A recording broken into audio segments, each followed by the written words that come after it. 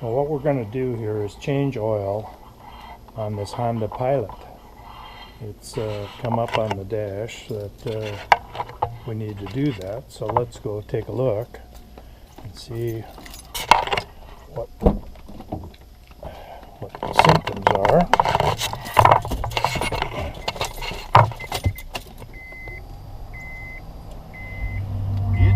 And it says we have 5%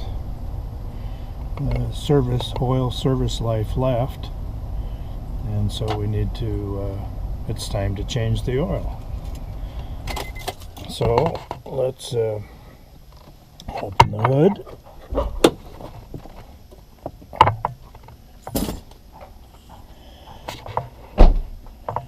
And we're going to put a little safety down here so we don't, in case things come loose. What you can do on most cars is go in and look right at the, where this is where we add the oil.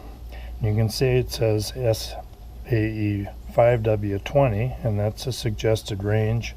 And you can look in your operator's manual to see if you need to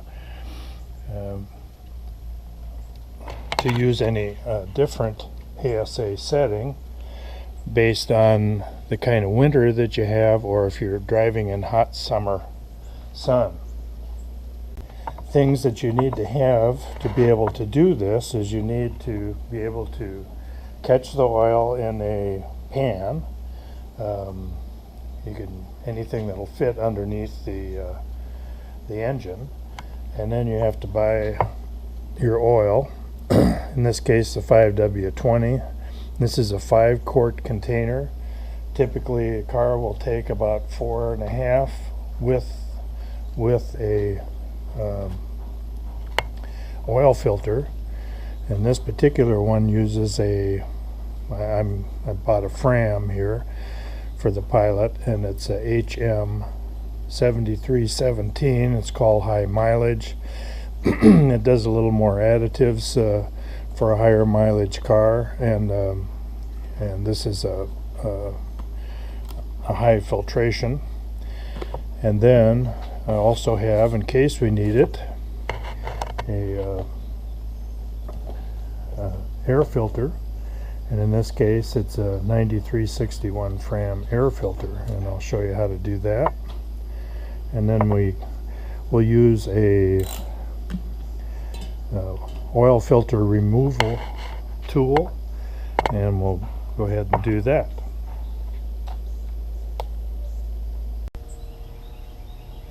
Now this is a little bit hard to see here, but this is the oil drain pan, and then this is the drain nut, and so you have to remove it and try to use a end wrench similar to this, or you can use a crescent wrench, as we used to call them.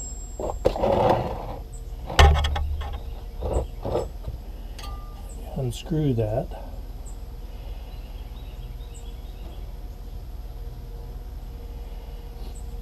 and I'm going to unscrew this guy and get the pan in a little better position.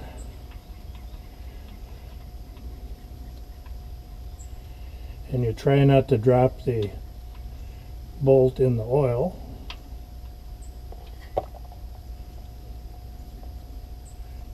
Hopefully you can see that. And you let that drain down for a while.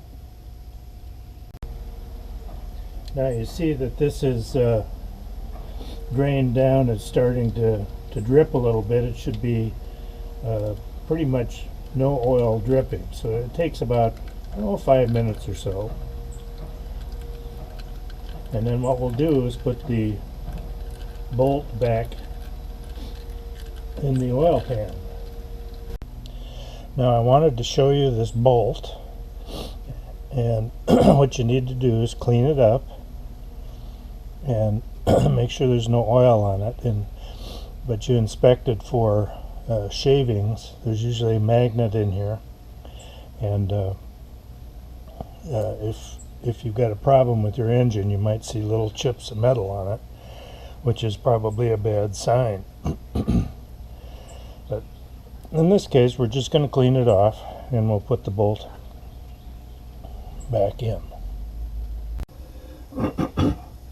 Now this one's just a little bit hard. This oil filter is a little bit hard to see, but this is where it is.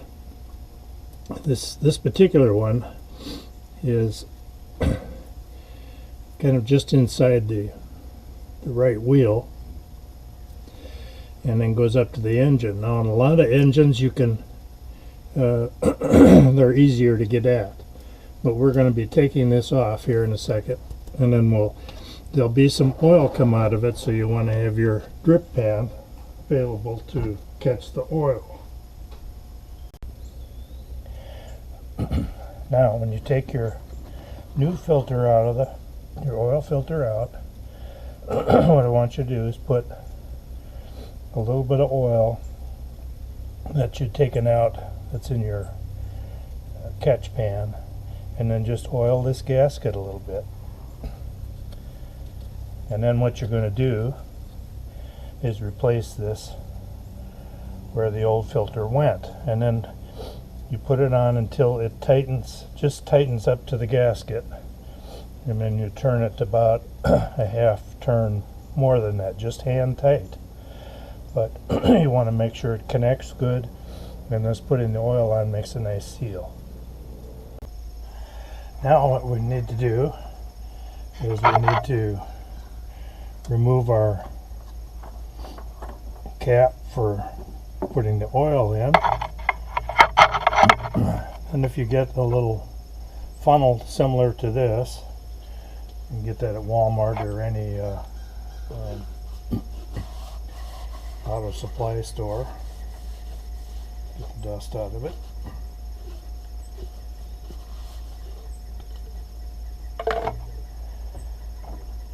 Then we'll put in about a gallon or so. It depends on how big your engine is. And then we'll check the oil level. So now let's check the oil level. It's had a little time to drain down, and the first thing you do is wipe off the dipstick. And you should always check your oil every time you fill up. On older engines, you'll tend to use a little more oil. And it's a little difficult to see, but this is at the add mark, and I've got about a quart left of in the can of the oil. And so what we'll do is we'll start the engine up and run it for just a couple of minutes so that the oil will get into the oil filter, fill that up, and then when we add oil then and check the level, we'll know when we're at the proper level to stop adding oil. Now I'm going to start the engine,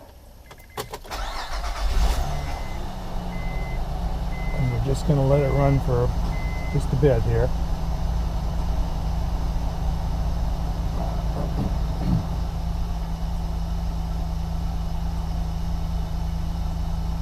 And that should be enough to get oil up into the engine and into the oil filter.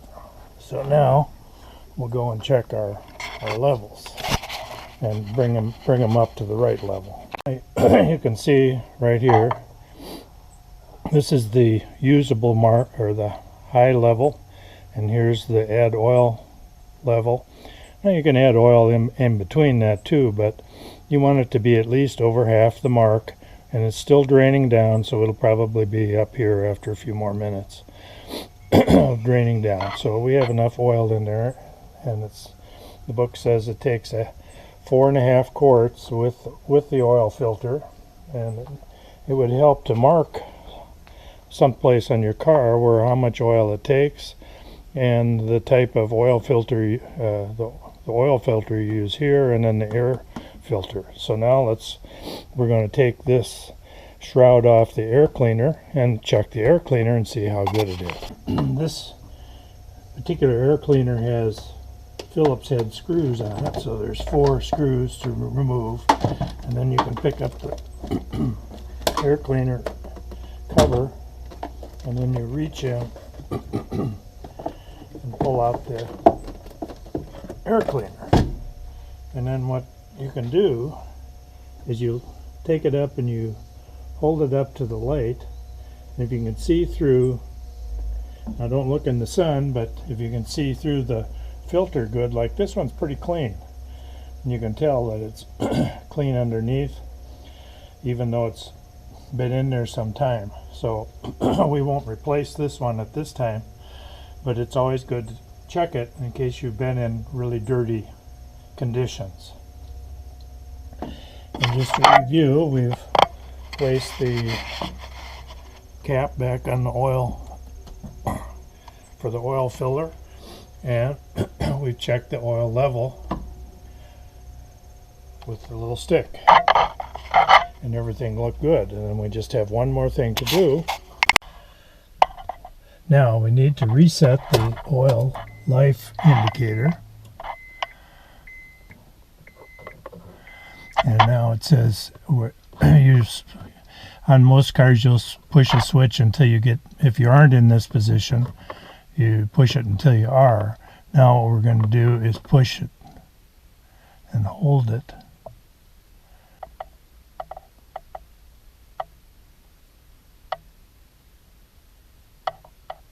There we go. Now we push it again, and it should go to 100%. There we go. Oil life 100%. So now we're all set to, you can put it in any position you want, but if you're monitoring your oil life, and then of course when it gets down to 10%, it'll give you the little wrench over here that you saw earlier. And then what you want to do is go back in your book and then document, what I do is just put your initials and the date and the mileage that you have and what you did. In this case, we're going to do the oil filter in the air, so I need to write that in there. And then you'll have a record of when you did the work. And then the important thing is that you change your oil either when the car computer says that you need to do it, or if you've got an older car and you don't have any of that information. The old rule of thumb was about 3,000 mile intervals. On the newer cars you can go up to 6,000-7,000 miles on an oil change, but I suggest you use a better oil filter than you get at a lot of places, and you can look up Fram and any of the other suppliers and use that. Just use a better quality filter, especially if your car is older. It'll tend to put out more dirt, and it's the cheapest insurance you can do for your car is to change the oil. So just remember to do that, document what you're doing. And now we've got to go clean up. Now remember to take your chocks off your wheels so you can drive away. And then what you also need to do is make sure that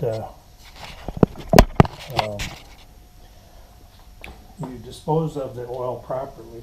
And the first thing to do is to drain the filter, and you just let that sit for 5 minutes or so, and then so you can get most of the oil out of it. The more the better. And then what I do is these are like old oil, the oil that you use for deep fat fryers. When they throw those away, they're good used oil containers, and put the used oil in here. And then when you're totally done, when you have this full, you can take it to a place like O'Reilly's. They'll take your used oil.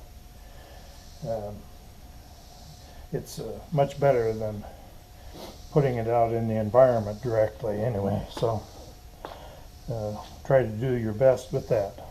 Well, I hope this has been informative for you, and remember that changing your oil is the best insurance you can have for your car. I hope you've enjoyed the presentation. Thank you.